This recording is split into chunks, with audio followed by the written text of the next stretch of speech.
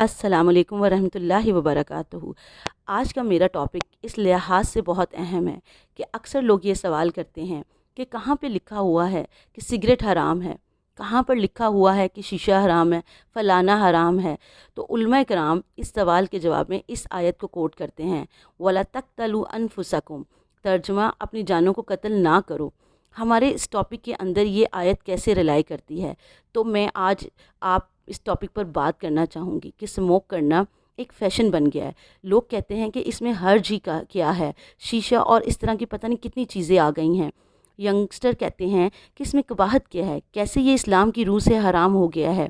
جتنی medical sciences اٹھا کر آپ دیکھ لیں، سب ڈاکٹر آپ کو کہیں گے کہ یہ صحت کے لیے نقصان دہ ہے، اور اس سے بڑھ کر اور کیا بات ہو سکتی ہے کہ اس کے ڈبے پر لکھا ہوا ہے کہ یہ مضر صحت ہے۔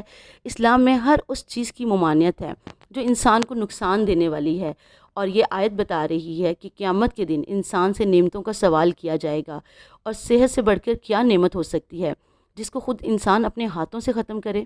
پھر دوسری بات، اس میں صرف اپنا نقصان نہیں ہے، جیسا کہ ایک حدیث میں بھی ہے، نہ خود اپنے آپ کو نقصان پہنچاؤ اور نہ دوسروں کو نقصان دو۔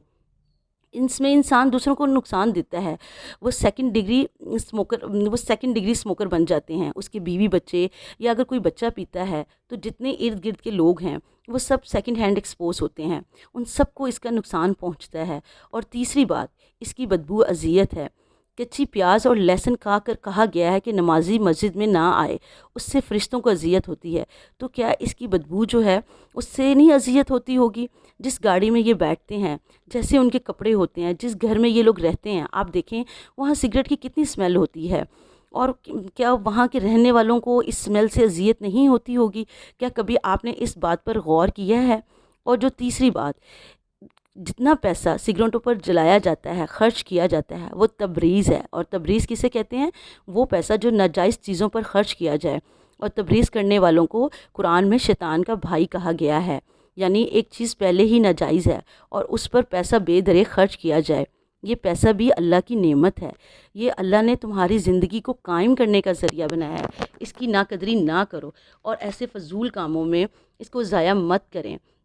قیامت کے دن، حشر کے دن جو سوال پوچھے جائیں گے، ان میں ایک یہ بھی سوال ہوگا کہ مال کمایا کہاں سے تھا اور خرچ کہاں کیا۔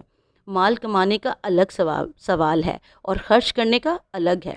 یہ نہیں کہ میں نے مال کمایا ہوا ہے، چاہے سگریٹوں پہ خرچ کروں، میرا مال ہے، اس سے آپ کو کیا؟ نہیں، اللہ تعالیٰ نے سوال کرنا ہے، اور یہ بھی کہ یہ اللہ کی امانت ہے، تو لہٰذا اس کو خریدنا، سگریٹ کو خریدنا، اس کو بیچنا اور دوسروں کو آفر کرنا، یہ سب گناہ کے کام ہیں۔ حدیث میں آتا ہے جو اللہ تعالیٰ کو جو کام سخت ناپسند ہے، ان میں ایک کیلو کال ہے، یعنی اس نے کہا ادھر ادھر کی فضول باتیں۔ نمبر 2 کثرت سوال ہے، اور نمبر 3 اپنے مال کو اڑانا۔ اب میں آپ کو یہ بتاتی ہوں کہ یہ چیز ہماری نسلوں کو کیسے تباہ کر رہی ہے۔ ایک ریسرچ کے مطابق امریکہ میں 4,80,000 لوگ ہر سال اس سے مرتے ہیں، اور 4,000 ان میں سے وہ ہیں جو، یا سوری 4,000 نہیں، 41,000 41,000 ان میں وہ ہیں جو سیکنڈ ہینڈ ایکسپوز ہوتے ہیں۔ ان میں بچے بھی ہو سکتے ہیں، اس آدمی کے گھر والے بھی ہو سکتے ہیں، اور وہ سارے لوگ جو اس کے اراؤنڈ ہوتے ہیں۔ اور انہوں نے کہا یہ آدمی کی 10 سے 13 سال زندگی کو کم کر دیتا ہے۔ یہ ایک ریسرچ کے مطابق بتایا جا رہا ہے کہ یہ آدمی کی یعنی اگر کوئی انسان اس چیز سے پرہیز نہیں کرتا تو وہ ایک نارمل انسان سے 10 سے 13 سال پہلے مر جاتا ہے، اسے مختلف بیماریاں لگ جاتی ہیں، اور ایسے انسان 65 سال کی عمر تک بھی نہیں پہنچ پاتے۔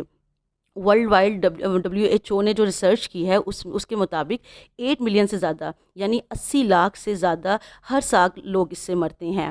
آپ تو کرونا کو روتے ہیں کہ جی کرونا میں اتنے لوگ مر گئے، اتنی تباہی ہوگی۔ آپ یہ دیکھیں کہ ان میں بھی پھر 1.2 ملین وہ لوگ ہیں جو سیکنڈ ہینڈ ایکسپوز ہوتے ہیں۔ ان بیچاروں کا کیا قصور ہے؟ انہوں نے تو نہ سگریٹ پی تھی اور نہ ہی وہ ان کاموں میں پڑے تھے۔ اور ہمارے ینگسٹر کہتے ہیں کہ یہ ہیٹڈ ٹبیکو پروڈکٹس جیسے HTP جو نیو ہیں، جن میں کوئی شیشہ ہے یا ای سگریٹ ہے، کہ اس کے تو کوئی سائیڈ افیکٹس ہی نہیں ہیں۔ یہ تو کوئی عام سی ہے۔ دیکھیں ٹوبیکو میں نیکوٹین ہوتی ہے جو بہت ہائیلی انسان کو ہائیلی ایڈکٹیو بنا دیتی ہے۔ یہ یوتھ کی برین کی ڈیولپمنٹ کو روک دیتی ہے، اور اس کا مطلب ہے کہ انسان اپنے آپ کو آہستہ آہستہ سلو پوائزننگ دے رہا ہے۔ ایک تو انسان وہ بیمار ہوتا ہے جس کو اللہ تعالیٰ کی طرف سے کوئی بیماری آتی ہے، اور ایک وہ خود ہے جو اپنے آپ کو خود اس چیز سے بیمار کر رہا ہے۔ اور اس سے بڑی ناقدری کیا ہو سکتی ہے اللہ کی اس نعمت کی جو اللہ نے جسم کی صورت میں دی ہے، اس صحت کی صورت میں دی ہے، اور اس کو آج ہم نے اس نشے کو فیشن بنا لیا ہے کہ یہ بڑی ٹاپ کی چیز ہے، اور پھر کہتے ہیں کہ کیا یہ جائز ہے؟ اور اس لیے قرآن میں بھی کہا گیا ہے کہ مت قتل کرو اپنے آپ کو بھی قتل کرتے ہیں اور اپنے ارد گرد رہنے والوں کو بھی قتل کرتے ہیں۔ اور اکثر لوگ یہ سوال کرتے ہیں کہ اسلام میں تو شراب حرام ہے، سگریٹ نوشی کا تو کہیں ذکر نہیں ہے، یہ تو کوئی بڑی بات نہیں ہے۔ تو سمجھیں کہ اللہ تم پر رحم کرنے والا ہے، وہ نہیں چاہتا کہ تم نقصان میں پڑو، وہ نہیں چاہتا کہ تم اپنا بیڑا غرق کرو۔ جن معاشروں میں باطل طریقے رائج ہو جاتے ہیں، اور جن معاشروں میں لوگ ان کاموں میں پڑ جاتے ہیں، اور جن کی یوتھ منہ سے اس طرح دھوئیں نکال رہی ہے، تو پھر دیکھیں ان معاشروں کا کیا حال ہوتا ہے۔ تو یہ ساری اس قسم کی چیزوں کا کاروبار کرنا بھی ناجائز ہے، کیونکہ اللہ تعالیٰ تم پر رحم کرنا چاہتا ہے، وہ تمہیں بچانا چاہتا ہے، کیونکہ اللہ تعالیٰ تم سے بہت محبت کرتا ہے۔